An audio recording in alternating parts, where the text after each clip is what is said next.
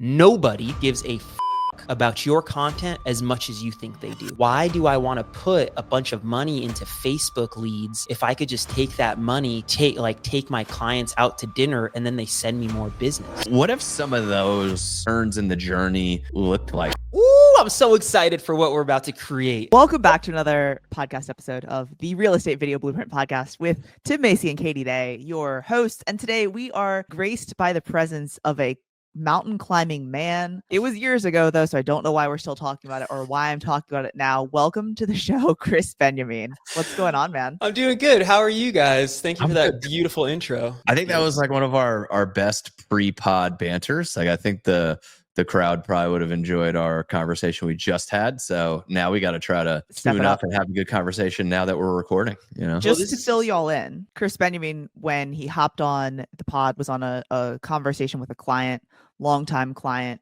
was explaining buyer agency and commissions and listing commissions and all the things. And it was like a musician just playing a tune. It was great. You know, watching the master at work, ton of fun. You can't make that shit up. You can't. You know? You can't make that shit up.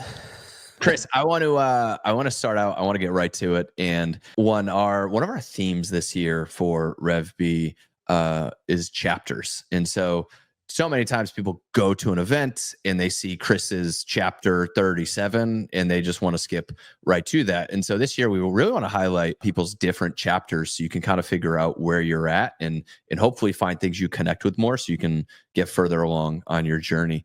But I want to know, like, what do you consider your chapter one when it comes to kind of like real estate and video marketing and what you did to kind of get where you're at now? It's a great question. And I think that's like a great approach because what is it? Comparison is the thief of joy. And it's really tough. Even for someone, I say even for someone like me, as if I've made it or something, but even me, when I'm sitting there looking at other people on stage, I'm just like, fuck, like they've been in the industry just as long as I have. How are they so much further along? Or what steps did I take that they got to skip? So I think that's a really, really good approach. Step one for me, truthfully, was just trying to figure out how to show up, right? And showing up for me in step one was 1 day a week. And obviously that was 6 years ago now. And I think the machine has changed a little bit, unfortunately. So I'm not sure if 1 day a week on social media is enough anymore to build a rhythm or a relationship with an audience. But at the same time, I don't think it's a bad place to start if you're at ground zero, because if you're going to be in this industry for the next 5 to 10 years, what is the rush to get to 7 days a week of content 2 times a day? What is the rush to $100 million of volume? Because all of that is going to be there. And, you make the jokes about the mountain, but that's the truth about the mountain is like, so fucking what? I climbed it a bunch of years ago and like, what's next, right? Like life didn't change after I summited Everest. So step one was picking up a chart from Keeping Current Matters. What did I say? I just the humble brag there. No, life didn't change when I summited Everest and then just continue like just that like little, let's just slip it in. Clip it. No, but it didn't. And like, honestly, for you guys, like, did life change after you hit certain levels of success? Yeah, like REVB last year was fucking awesome. Do you hang when your you hat spoke on? Is what you're saying? Yeah. Well, I mean, let's be real. I crushed it. It doesn't matter, right? Like if you don't throw a killer REVB this year, like that's what you amount to. And that's what people will remember this year. So we have to show up every single day. So when it started for me, showing up did not mean giving my opinion on things because I was not comfortable to give my opinion. Showing up did not mean trying to make people laugh because I was not comfortable making people laugh because I didn't know my voice yet. Showing up for me in the very beginning was printing out a chart from Keeping Current Matters. I don't even know if they make these graphics these graphics were so ugly back then. Like they were so shitty, but I would print out a graphic that I could really understand and I would think about how to explain it and I would hold it next to my head and I would just tell you what the chart says. And I did that probably for 12 months before I felt comfortable to really start showing up more regularly, and more regularly meant more informational type content. Like, I came from a practice of law. I felt very comfortable delivering information, synthesizing information. I did not feel comfortable giving people my opinion on things. Now I am more comfortable in my own skin. I could really care less about how some videos perform or how I am perceived, because I've built a stronger muscle to be able to have that resiliency. But it's not where I started. And even today, with where I am in the content and in the business, is not where I aspire to be in 5 years. Like, I'm constantly trying to evolve. I'm constantly trying to push. I constantly want to be around people that make me question what I'm doing, not in a jealous way, but in a way of, how do I grow, right? Like, how do I push what I'm doing? Whenever I think of your early chapters, I don't necessarily think about the Keeping Current Matters graphics, but I love you bringing that up, because I think we all went through that phase of like, let me just read this data off and that's a video. But I also sometimes think about when you were a kid, playing soccer, wrestling, I feel like that could have been a chapter 1. I don't know if we have video of that, but yeah, those audio listeners, Katie just went to the archives and pulled up I don't know what, 11, 10-year-old Krys playing soccer, and high school Krys in his wrestling onesie, just ready to go. I forgot my wrestling shoes that day, and the fact that I'm in Vans in Southern California in my singlet. But you made good points too. I just had to. This was a good opportunity for me to drop this on the pod. And it's much appreciated. So, this is why you got to watch it. You can't just listen to it, guys. Go to YouTube. Go to wherever this is streaming, because you got to watch it. That's right. Real quick. So chapter 1, I love a lot of the feedback you gave there.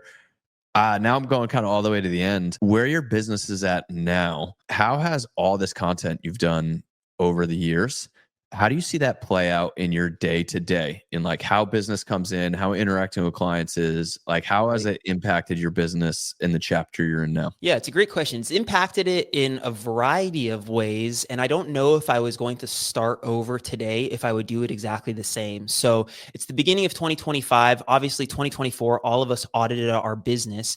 And I did about $12 million in agent to agent referrals. And I say that because one thing that agents should not do is make content exclusively for other agents, right? But I would say at this point in my business, I recognize that agents from other parts of the country are sending me business through social media. At the same time, so 12 million was from agent to agent referrals. Mom and I did about $47 million in volume this year. 70% of that, so I guess I could pull out the calculator, but subtract 12 million, 70% of the remaining balance was from sphere or past client referrals. Those past clients know us. They are not picking up the phone to call us like they used to. They are sending us messages or they are leaving comments, and then we are engaging with them. So it's funny because the content is getting us new people. Don't get me wrong. Like, everybody loves the new business, right? Like, I think I did maybe like 4 or 5 cold transactions, like sent me a DM, but that's like a very small part of my business, right? And if I was hanging my hat on that, it'd be a pretty cheap hat. Right. So I don't want to I don't want to look for more of that, because those ones are harder to get you to like you anyways, right? Like, they don't know you. Just because they found the video doesn't mean that they trust you. So truthfully, the business now, and one of the big motivations that we show up regularly online, is because it keeps us top of mind with our sphere. It keeps us top of mind with our database, with our ecosystem, because no matter how much they like you, if they're not thinking about you, it's not personal when they refer somebody else, or it's not personal when they refer somebody else. Let me say this. It's not personal when they are at work and somebody is talking about buying a house and they don't drop your name. It's not personal. They're just not fucking thinking about you. And let's be honest, like, how many people in your world are you thinking about unless they're in front of you? So that's, I think, where the importance is of showing up regularly, is because people are having these conversations at the lunch tables, at the water cooler, wherever they're with their colleagues. I don't know who has a water cooler anymore, but we have they're having these conversations. Waters, but exactly. And if you're not showing up, they don't have the opportunity to be like, oh, you're thinking about buying a house? Like, look how funny my real estate agent is. Or like, you should check this guy out. And that's why we continue to show up. So I want to go down, a path here that's not video necessarily, right? And so one of the things that I love that y'all do, and you talked about it at REVB last year, was like, you have different levels of service, and your listing commissions vary depending on what people want to do. And so you can DM Krys for more information about that. We're not going to talk about the numbers or things like that. But what I loved is like you all do launch parties, y'all do, tacos and I don't know what else. DJs and whatever, bands, totally. You said DJs? Yeah, dogs. music. Okay. Okay. We're just clarifying. Just want to make sure it was the right letter. I wasn't sure if that was a D or a B, so I just want to make sure you said DJs. But the BJs we charge a premium for. I have yet to get somebody to sign that contract. I do not condone this messaging. This got awkward. No, anyways, so where I was going with this is, y'all do launch parties and you guys do a lot of these things. Do you find that this is just giving maximum exposure for the property, or are y'all also picking up buyers from these events? 100%. Both. Yeah. It's exposing the property. So you have to have reasons to expose the property, and people get tired of the same stuff, right? So that's why it's fun, in my opinion, to make content to promote the launch or to promote the party or to promote the open house. It's kind of like why you want to throw client events. The client event is very successful, right? But if you just throw an event, it's not nearly as successful in the form of how much business you're going to get if you don't pick up the phone and start inviting people to the client event. Right? Like the client event is the crescendo, but where the business comes is when you call them and say, hey, I'm throwing this event. Like, I would love to see you. We're all looking for an excuse to talk to people, right? Like, we're all looking for an excuse to talk to people. So that's why I think the launch parties are so good from a social media aspect, but also from like an interpersonal aspect, because people are going to open houses all the time. But very rarely do they go to an open house that has like food, music, balloons, vendors, sort of an experience. So yeah, I can specifically point to at least 3, like I'm currently shopping with a buyer that Joaquin snagged. He's not even a real estate agent, but like he was shooting the launch party. And that's the funny thing about cameras. Everybody wants to talk to somebody with a camera. So Joaquin is filming the launch party and these people are like, what are you filming? Blah, blah, blah, blah, blah. And sure enough, like now they're shopping for a house with us, right? Yeah, another license. I know. We're just this is cool. Yeah, be easier to pay him commissions that way. I know, right? So most agents, I feel, have a new listing, so they shoot a listing video, right? And so, like, I know I'm guilty of this. I get to the property, I'm like, all right, this is a 3-bedroom at 123 Banana Street, and all right, welcome home, and whatever. Or if you're looking for this price or this neighborhood, this is your chance. Here you go. And that's all I do. Then we leave, right? Right. Walk me through y'all's. You go to do a media day at a property. What does that entail? Ugh. So I'm trying to make it easier on ourselves because as you know, it's the truth. It's like when we started, you get the listing and you are just, ooh, I'm so excited for what we're about to create. And then the next thing you know is you do 34 listings. And then you're just like, oh, fuck. Like, this is a lot of work, like this is suddenly the joy is sucked out of what you create because now it's like work. So we used to every listing, let's think about all these wild ideas. And it was awesome. And then we realized, gosh, is this really best for the business? Is this best for the client? So now we are still making a buttload of content, which I'm getting to, but it's much more templatized. It's much more systematic. Every listing we know is going to get a FPV drone video. Like we know now that we have those resources, like we're going to FPV this, and that's a beautiful piece of content. We know that every house is going to get what is your monthly payment? Like standard. We know every single house that has a launch party is going to get like 2 little teasers. So now the work is not to figure out 15 pieces of new content. Now the work is like, what are 2 or 3 concepts that I can apply? Because everything else is a formula. Does that make sense? Yeah. Yeah, I think so. Just to summarize some stuff that really stood out to me. One, I think we always talk about knowing your audience. And it sounds like you've come to a place where you realize your audience is your sphere. So you're not making content like our YouTube channels to generate a new audience and really like grow the audience massively by reaching new people who don't know you.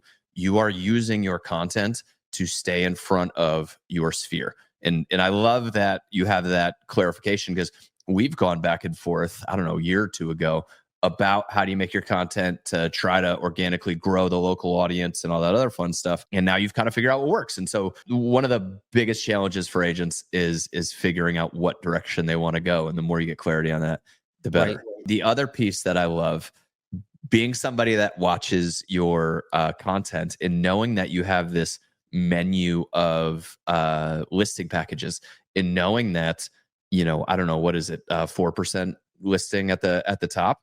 Yeah, my average listing commission in 2024 was 3.65%. Okay, 3.65%. Katie, that may actually be the intro. Yeah. No, it will not be. It will not be. My average buyer commission, and this is why you have to look at the numbers. Like my average buyer commission is 1.79%. Okay. So, right. So it's like, you got to start looking at where you're getting paid, where you're putting your time, because like not everything is built equally. But I can tell you, as someone who follows your content from afar, I can just imagine that because your sphere is seeing the launch parties, maybe they're going to them. I mean, maybe some of your database shows up to these open houses, and then they're like, hey, Krys, I need you to come over and sell the house. You're not pitching them so hard on this 4% listing a lot of the times, I'm sure, because they've already seen the launch parties. They've already seen the stuff. Right. And they're like, oh, I've seen what you do. I want that treatment. And it's that proof over promise that Sharon talks about all the time. Right. You're not like pitching them on how great this thing is because you're doing it all the time. They're already seeing it and they're like, I want that. Exactly. Is that how they're kind of going? That's exactly how it's going. And that's sort of why this last year, you know, it's funny that we pivot and we audit, but, you know, we did a lot of listings last year and I went neurotic on listing content. And then at the end of the year, I'm just sort of auditing the growth, how everything performed. And I look to Joaquin and I'm just like, we went too deep down one road. We went too deep down one road. That's what she said. Yeah. That's what she said. Oh, I was going to stop. I was going to say something really bad. Okay. Continue on. So the other thing that I think about is for these launch parties that you have, bring this back to the point, is that, you know, if you're trying to invite your sphere to your open house of like, hey, come check out this property. And as you said, like they walk in and it's like an empty house and it's like cold and maybe you have like your phone playing music in a cup kind of thing. Like no one's going to come to that, or they may come to one and then never visit an open house again. But if you're throwing these to list with you after that too, right? But if you're throwing these events where it's fun and they get some free tacos, like, you know, they're far more likely to do business with you and also attend, which then creates this really awesome atmosphere for the launch of a listing. Right. And it's an opportunity to see them again. It's an opportunity to talk to them, an opportunity to break bread. And then obviously from a psychological perspective, all the consumers or the buyers that are there don't know who knows me, don't know who's a past client. All they see is a ton of people at the open house. All they see is bodies coming in and out, eating, chilling. And that's what creates that like auction effect. That's what creates that like scarcity. Oh my gosh, like there's a lot of demand on this house. We have decided, you know, based on like auditing the business, that 2025, we are really leaning into micro events. Like, so we do a couple of big events every year, which we're going to continue to do. But, you know, why do I want to put a bunch of money into Facebook leads if I could just take that money, take my clients out to dinner and then they send me more business, right? It's more fun that way anyways. So that is another thing that we are strategically pivoting. The struggle in this is I want to make content. I want to promote the shit out of some stuff, but I can't make viral videos to promote a client exclusive event because I don't want strangers at it. Like I'm not buying dinner for Joe Schmo. Like I want my circle to feel special. So it's interesting from the content perspective. On the content side, don't you get creative on how to document the dinner in a creative way? So you're still showing it, and you're also making it where like people want to be a part of that. People want to be a client sitting at that dinner. Totally. And that's what we're doing. So we just put out this carousel. That's like another thing is we're not moving away from video, but just from a bandwidth perspective, and also what performs. We're moving more into static content, captions on or text on pictures sort of thing, because that's what appears to be performing. And at the same time, that stuff is easier to make than a reel sometimes. Katie, you look like something is at the tip of your tongue. It is. I was just gonna let you a louse sausage, a spicy sausage at the tip of that tongue. Go ahead. So I need to have like a tally for the amount of bad jokes we have going on in this pod today. We need a disclaimer on this show. I started it, so you know here we are. What was your thought? Oh, anyways. Now I lost it. Damn it. Oh, no, carousel posts. One of the things that I'm really liking right now is the mix between photos and videos in carousel posts and moving text on carousel. So you have a still image of the dinner and it's like, VIP client dinner going across the screen. Right. And so things that like keep attention or you're like, oh, what else is going to move in this thing? And then people scroll through. And so I love that. I'm going to try that on the next one. I haven't done that yet. I've seen some. I saw one that was a really good like about me post, and it was a video creator that did it. And basically it was like him in a field and he's like walking towards the camera. He was sitting down, like all these different things. And each page had a different fact about him. And it was something that I was like, oh, this is really intriguing. How could we do this to show how we work with clients? Because like I have a pinned post on my page, but it's just me, a static image that says hello, and it has things about real estate. But it's like, could this be your about me, where it's all videos from events or launch parties, and it's about how you sell listings? So since you'll do it, Joaquin? Are you taking this? Joaquin's in the background. I was like, you taking this down? If you do this and take action, and then Tim doesn't sell houses, and I just have ideas, like you'll be the one who implements. Yeah, so you'll make Joaquin, all the money. Make it happen.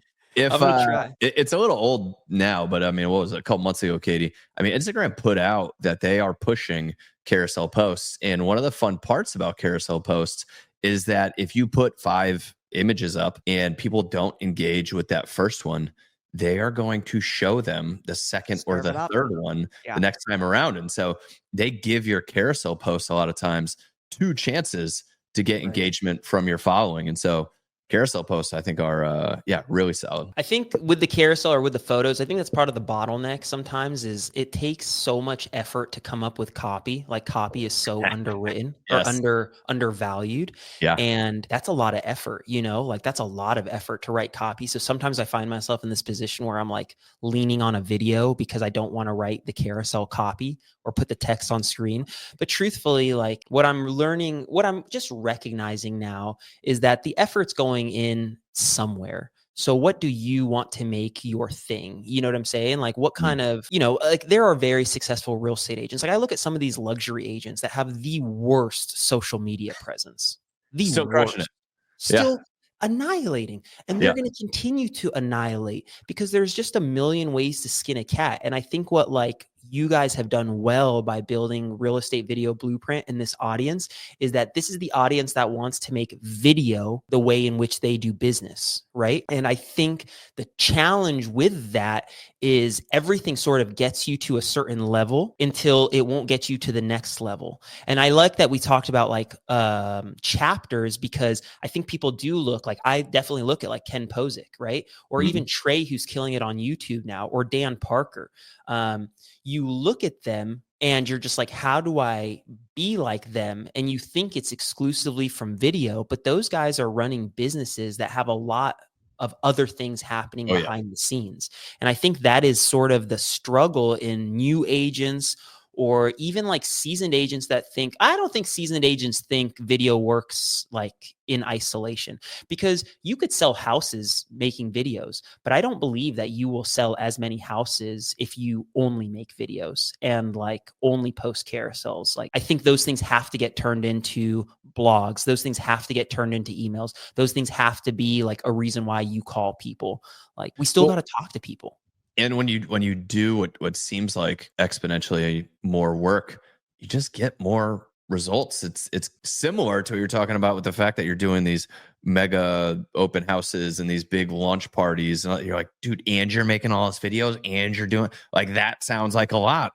But on the same hand, if I polled the audience here and asked them what their average listing commission was, I would bet you it's a lot lower than 3.7, right? And so those type of results come from all these things coming together and really, really building on them. But back to that journey question, like what are some moments in your journey? Because you put a really funny story up and it was holding your baby and you're in the mirror and then you turn and you've got like your wife's underwear on or something, I assume. I assume those aren't yours. And dude, don't make assumptions, man. it was it was so fast. And how much engagement did you get? You had to get people. I got hundreds of comments. Yeah. Hundreds. It didn't go as viral, but that's the thing about virality is like, it doesn't matter.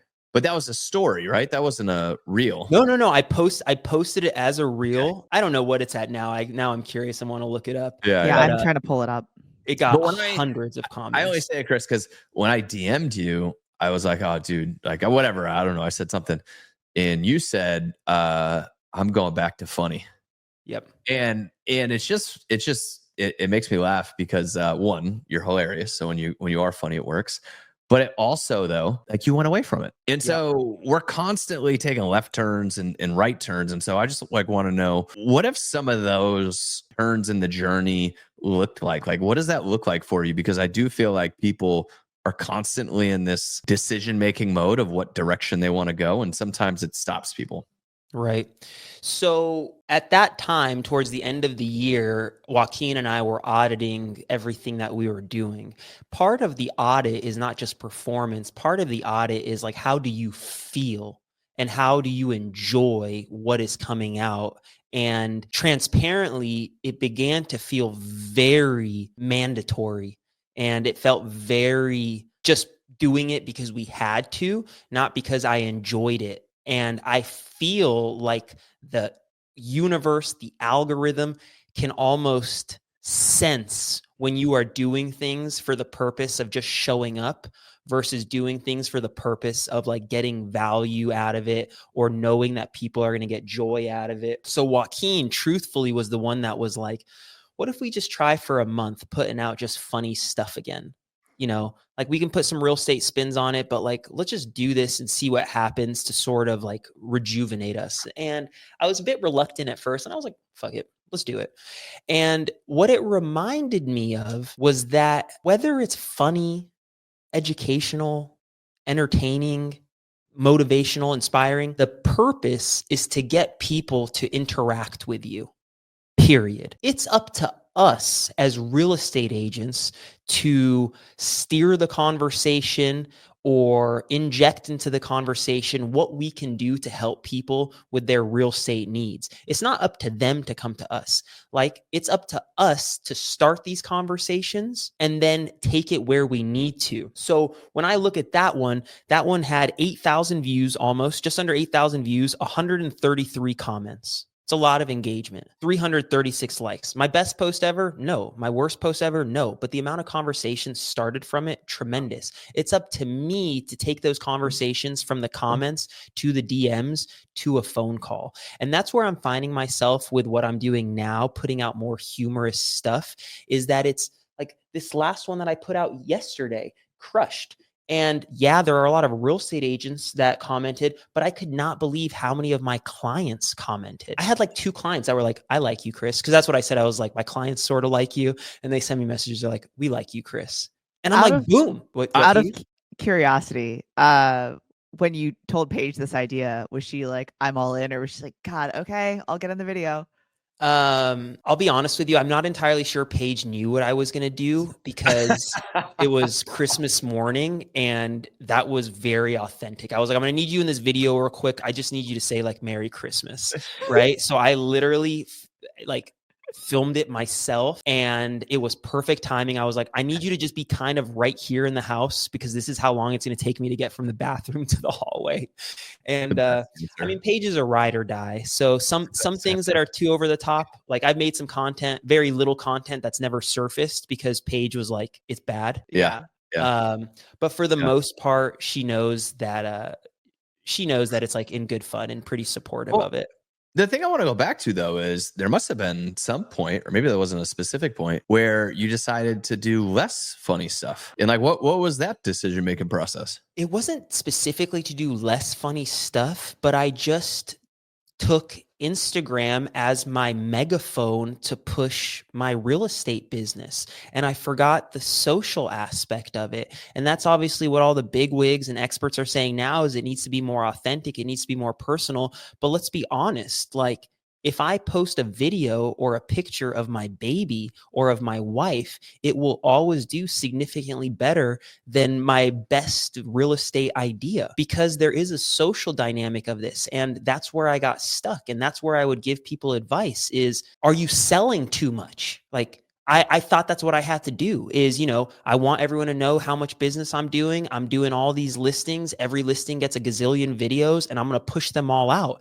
And then I was just like, man, things are not performing like they were. They're not getting engagement like they were, because nobody wants to fucking watch you just sell things 24/7. It's not fun, right? It's not fun for them. And it doesn't give them the ability to have a conversation with me. That's another thing when it comes to people's behaviors. Like, I'll admit myself, I don't interact with content the way that I used to, right? Like, I really have to make the conscious effort to hit like, and I really have to be into whatever the hell I'm watching to give it a comment. People are consuming, but they are not engaging, right? And I think that is the thing that us real estate agents have to be mindful of is we have to have them consume because that makes them aware. But how do we have people rise to the surface so that we don't have to spin wheels cold calling, right? Like, if I can get people to rise to the surface by engaging, then boom, I know who to send a message to. I know who to reach out to because they are reaching out to me in some sort of fashion. Right. And that's why I think it doesn't have to be funny. It has to be personal. It has to be you. It has to give people an excuse to want to comment or engage with you. And it's up to you as the real estate agent to see how they're doing, to ask them what's going on in their life, and to take the conversation wherever it is that you want to take it. It's funny. I love whenever we get together, like, things are always different. And I love a lot of our creators are always looking at tweaking, refining, going a little bit left, going a little bit right. We got to go up, we got to go down. But you're always moving forward, and you're never really, I think a lot of people get to that fork in the road of, do they go more professional or more personal? Do they go funny or do they go what? Like, they get to that fork and they stop. And I think your ability just to run in one direction, stop, and say, oh, maybe I'll go right, and stop. And then, like, maybe I'll go, and you just keep running in a direction, but never going back. And I think that's the most fun about it. I appreciate it, man. And I think that is a resiliency that's built over time. And I think it's also a reflection of my personal belief in where I'm going to be in this business, right? I don't know if I will always be client facing in the role that I am in now, but I will likely always be in real estate in some capacity. Always. So why would I not continue to fall forward? Because this is what life is going to look like. Like, I was hyped. We made a video last year and I don't know how many millions of views. One video last year got like millions of views. But so what? Like, I still had to show up to work the next day. Like, we still had to put out new stuff. And I think that's where people need to be reminded, like, what next? And what do you want out of this business? And what is your long game? And I think when you start seeing people, that's what's funny. And like, I'm not challenging anybody, and I won't name names, but I love new viral real estate agents, because one thing I ask myself is, where will you be in 6 months? Yeah. Not personally, but like, will we, because how many people have you seen show up into this space that were on fire for a short period of time? 6 months, maybe even a year. But it's not fucking easy to show up year 2, year 3, year 4, year 5, when nobody's giving you the love, when no one's giving you the engagement, when you're starting to post stuff and there's no comments. It's easy to want to put out another video when it pops. It's not easy to want to put out another video when you're just like, this is not working. This is not working. And yeah, it's funny when I see, I mean, Katie and I, we've been doing this long enough to see a lot of different people come and go and pop and fizzle out and everything else. And for me, the big differentiator is, Katie and I will reach out to people. We're like, hey, love what you did there. This is great. And the people that make it are the ones that are curious about it. right? And they're like, hey, we did this thing. I don't really know how to make it better. Like that. And they're just like curious, and they're just trying to figure out the next part of their journey. And the people that don't are the ones that tell us, they're like, oh yeah, no, this is it. This is how we do it. And they're just certain in like how they're doing things is the right way. And that's it. Because how you're doing things is probably the right way for a certain amount of time. It's always a certain amount of time. Right. And I think it's like, where do you like, is it a job? Or is it something that you like, And there was a period of time in which we were making content and I was like, I don't want to show up to this. I don't want to do this because it felt like a job. And now I'm coming back to the place to where it feels more fun again. And that's where I want to be. And I want to create from that aspect. And I want to do business from that aspect. And I don't want to, I want to be happy, right? And I want to like the day to day. And we spend so many hours doing this. So I ask the audience or the people listening, and the people listening, I think, are not the ones that we need to worry about, because if they're listening, they're trying to grow, right? But if you open up my YouTube, I have like Jimmy Burgess or Brandon Mulrenin or Tom Ferry or the walkthrough, because I find myself digesting this stuff even when I'm not working, because I'm curious and I'm trying to learn and grow. And that's why I think like I'm trying to level up again, because I love video, but I also love the traditional means of doing business, right? Like, I think it's fun to print stuff. It's like, I never printed anything before. Yeah. We make video, it's cheaper. And then I'm like, Josh Rubin, you guys know Josh Rubin from New York? That guy spends like $1 million on print, and he sells way more real estate than me. And I was like, his videos suck. He obviously knows how to print something. Yeah. Like, let's look into that. So it's like, where are you finding joy to iterate, and what are you doing to keep like pushing these boundaries? And if you're not going anywhere, then chill the fuck out, slow down, right? Like, just let nature take its course, and just don't try to be the broke agent after year one. Like, that's the funny thing, is that people's memories are so short. Like, people's memories are so short, and they show up and they think this has just been happening for the last year. And it's like, nah, dog, we've been posting videos with crickets since 2017. No, I love that. And that we talked about it last year, right? Like, you have the videos that just bring you business. You have the videos that you're passionate about, and you have videos that resonate with your audience. And when you can find them that hit all three categories, like, that's like the trifecta, right? And sometimes you are in seasons of life or chapters of video content creation that like you don't have all three in alignment, and it's interesting and it's fun to watch you kind of have these waves of kind of what you're doing. Thank you. I also really like, just seeing what you've been doing with some of the print stuff, like you tying in the old school, new school kind of thing. And so, when you're trying out new things or trying out different things, I think it's super important to have some ties of each into it. So I love that. It's hard to justify 4% without certain things, right? And it's not even justify 4%. It's like, how can I give more value? How can I truthfully give more value? And these magazines, it's so funny. Like, I don't know where I got that concept originally, but I got the concept and I was like, dude, let's start making our own magazines. And it's not that complicated, right? Like, I have a Canva template. I've given it out to everyone and their moms at this point. You just plug in your listing and but it's so special to the consumer.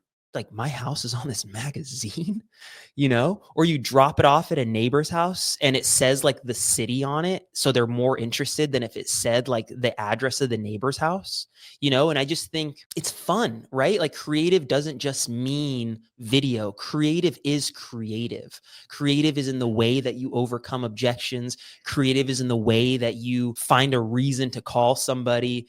And, I am creative, and I will have to find a way to put it out in the universe. Hadouken, you like that Dragon Ball Z move? Great. Yeah, no, it's fantastic. Katie, before I jump in, do you have something else you want to hit on? Go ahead. I was just being polite here. Creativity, though, like, a lot of us don't feel like we're creative, and I feel like you have some natural creativity to you, but I do think so much of it comes from doing the reps and doing the work. I mean, yes to like all three, but let's be honest. Like, all of us are telling ourselves a lot of stuff that is not true every fucking day. Like 2024 was one of my most difficult mental health years ever, right? And I look to myself in the mirror and I'm just like, you're not worthy. You're not pretty. You're not successful. You're not smart. And everybody is just like, you're the fucking man. You're the champ. You climb mountains. You're so smart. You're so creative. Like, we are disgusting to ourselves. We are disgusting to ourselves, right? And real estate agents are probably at the top of being shitty to themselves, right? Like type A people that are crushing it, I would guess, have a lot of demons in the closet. And we have to be very mindful what we are saying to ourselves. And the creative thing is something that I will just like, I know how powerful the words are. I know how important it is for me to be kind to myself. And today I am telling you that I am creative, even if I don't feel that way, because like I have to tell myself that. And when I am looking in the mirror saying you are not worthy, I'm not serving myself. And other agents are doing that. Like we are all doing that to ourselves every single day. And we need to stop. Like we really need to stop, because you're hurting yourself, you're hurting your clients, you're hurting your family, and somebody is looking at you and saying to themselves, I wish I had what they had. I wish I could do what they could do. I wish I could say it like them. And we have to love ourselves a little bit more. Like we have to love ourselves a little bit more. And then you could come around a community like me and Tim, who we would just make fun of you for being a piece of shit, you know? So there's always positives and negatives to finding a community. Speaking of communities, don't you have a school community, Krys? I do. Tell us about that. Well, you know, segue. Hey, segue of the year, right? That's the best segue we've had on a podcast Tim, all year. I do appreciate you, but you have been dropping a lot of this is the best thing of the year, and we are in January. It's my favorite. It's my favorite. I know your joke. I know, and well, I've known you for too long.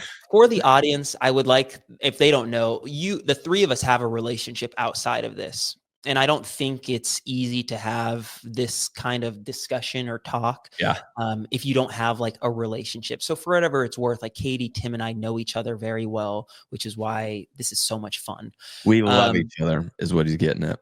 I do love you guys. I admire you guys and I respect you guys. And I'm also not naive enough to know that you don't have those days too. On the pre-call when Krys was talking to his client, he said, say his client's name was Tim.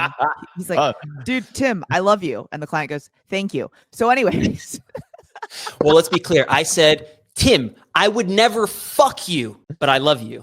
that is what he said. We were, I kind of wish we recorded that part. That was funny. I'm trying to build a school community. So it just started about a month ago. It's been a lot of fun. I built it for two reasons. One, I needed to organize everything in my own business. I got a gazillion Canva templates. I got a gazillion scripts. I got a gazillion magazines, art, like everything in my business, checklists, templates, like everything. And do you know where that lives? I don't fucking know where it lives. It's in a Google Drive here. It's in an email here. It's somewhere there. And I'm constantly like, where is this shit? So I said, one reason is let me build a library of all my stuff for my own sanity, for my own like mental health, for my own ability to build a better business.